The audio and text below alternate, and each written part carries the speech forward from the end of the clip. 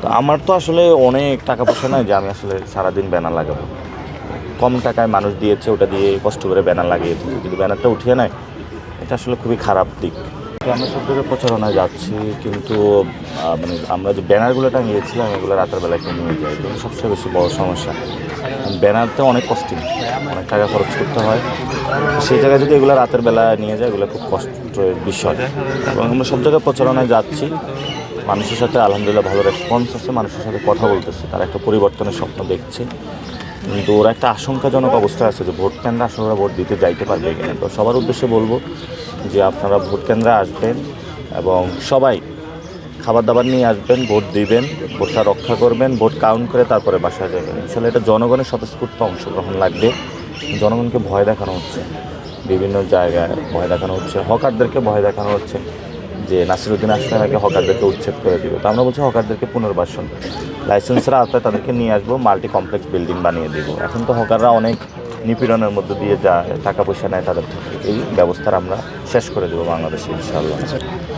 Banner খুলবে তো একজনই, মির্জা আব্বাসের লোকজন, আর তো কেউ খুলবে না। তো মানে এর ওই পাগল সাজিয়ে বিভিন্ন জনকে টাকা দিয়ে এগুলো নিয়ে যাচ্ছে। তো এটা আসলে খুবই মানে ভালো দিক না, অনেকে অতি উৎসাহী হয়ে কাজটা করছে। তো আমার তো আসলে অনেক টাকা পয়সা নাই যে আমি আসলে সারাদিন ব্যানার লাগাবো।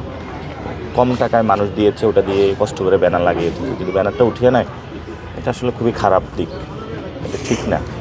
ভয় দেখানোর কথা যেটা বলেন হকারদের কিংবা ভোটারদের, এটা কারা? এটা আমাদের লোকজন বলছে যে তাদেরকে প্রচারণা করতেছে। বাইতুল মোকাররম এরিয়া করা হয়েছে এবং বাইতুল মোকাররম এরিয়া লক করে ব্যবসায়ীদের আটকে রাখা হয়েছিল, প্রোগ্রামে বাধ্য করা হয়েছিল। ওই ভিডিওটা আপনারা মিডিয়ার মাধ্যমে জেনেছেন এবং দেখেছেন।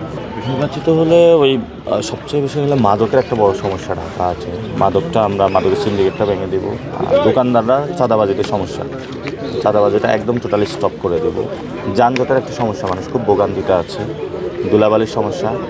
আর মতিঝিল এরিয়াতে হলো গ্যাস নেই। আমি গতকালকে গুপিবাগ গিয়েছিলাম, 3 মাস গ্যাস নেই। চিন্তা করেন তারা কীভাবে রান্নাবান্না করে। তো এটা আমাদের ইমিডিয়েট সমাধান করতে হবে। স্কুলগুলোতে জানুয়ারি গিয়েছে, ওইখানে অনেকে ভর্তি বাণিজ্যের শিকার হয়েছে। এবং স্কুল প্রতিষ্ঠান যেটা আছে, স্কুলে যদি ভালো করে পোলাপান পড়াশোনা করতে না পারে এটা কিন্তু সমস্যা। তো গভর্নিং বডি যারা আছে আমরা তাদেরকে স্বাধীন করে দিব, স্কুল কমিটিগুলোকে, যাতে তারা সহজে। ওটা হলো অসুস্থ যারা হয় তারা খুব বিপদে আছে, আমরা ওয়ার্ড ভিত্তিক মোবাইল হেলথ সার্ভিস চালু করবো, যাতে সবাই দরগোড়ায় আমরা সেবাটা পৌঁছে দিতে পারি। এগুলো ইমিডিয়েট আকারে মানুষের মধ্যে করতে হবে, যাতে হলো অনেক বিপদে আছে মানুষ, এগুলো দ্রুত করতে হবে।